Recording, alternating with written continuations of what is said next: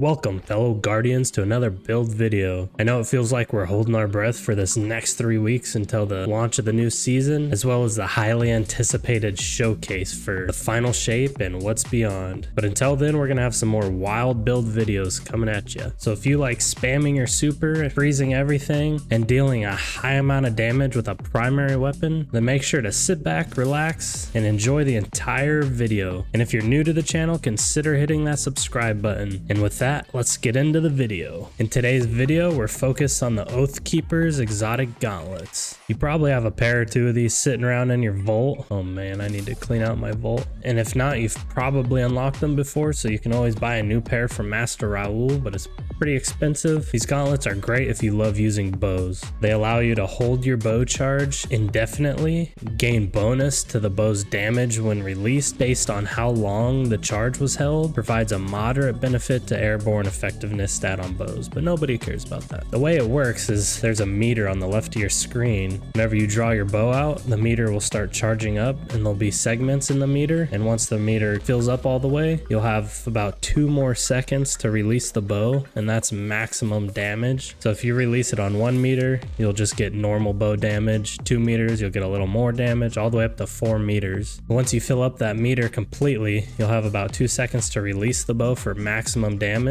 and if the time runs out, you'll go back to base damage. This works with all bows except for Leviathan's Breath. Now we're pairing that today with the Vergless Curve exotic bow. If you do not own this bow, you can go to the exotic archive in the tower and between your vault, then go to Lightfall Exotics, and it should be right there, and you can just buy it from this vault for some materials. Now this bow is really unique and pretty cool. So what it does is final blows with this weapon grant you stasis arrows. Your next hipfire shot will fire all of them in a single volley. It stacks up to 5 times. So anytime you get a kill, you'll see on the left of your screen, you'll get a hail barrage times 1 times 2 all the way up to 5. Once you hit 5, and at any point in that, so times 1 through 5, and if you hit fire and shoot, you'll notice however many stacks you have is however many arrows will get shot out, and when those arrows impact the environment, they'll create stasis shards. The stasis arrows freeze targets on contact and create stasis crystals when affecting the environment. That is for your hailstorm. And if you get the catalyst upgraded, freezing a target grants this weapon faster draw speed for a short period of time. And that's why we are using our Revenant Stasis subclass. It's going to allow us to do some extra things with this, as well as gain extra damage. The bow itself, for the hailstorm part of it, it's going to allow you to deal with unstopped champions, and then within the subclass is going to allow you to deal with overload champions. So the only champion you'll need to kind of worry about is barrier, which if you freeze them in time, you can kind of blow them up. You can pretty much use any energy weapon that you like. For this build, we're primarily using the bow,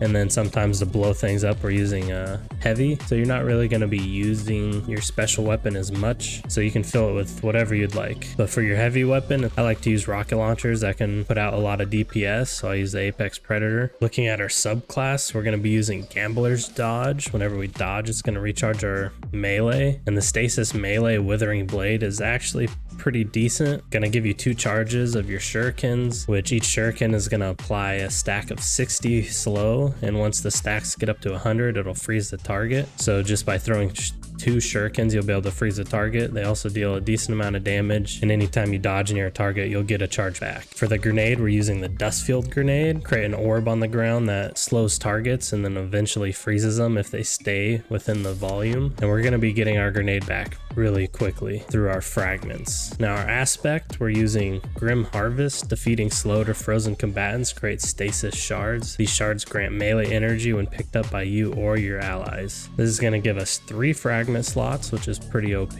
as well as, like it says, grant us more melee energy. Collecting these shards are also going to pair nicely with one of our armor mods, which is going to give us some armor charges. And for our other aspect, we're using Old Faithful Shatter Dive. Activate while midair to quickly descend and shatter targets on impact. With the bow, we're going to be creating a lot of stasis crystals, so just being able to shatter dive the crystals and blow them up and deal a lot of damage to enemies nearby is pretty satisfying. And now our fragments are what makes this build really come to life. Looking at Whisper of Shards. Shattering a stasis crystal temporarily boosts your grenade recharge rate. Shattering additional stasis crystals increases the duration of this benefit. Utilizing the Vergilus Curve bow, we'll be able to shoot out stasis shards whenever we would like. So it's important that you just constantly are throwing your grenades, and then every once in a while shoot a stasis crystal or shatter dive on it, and it'll give you this recharge rate for your grenade, which instead of waiting a whole minute and 30 seconds to get your grenade back,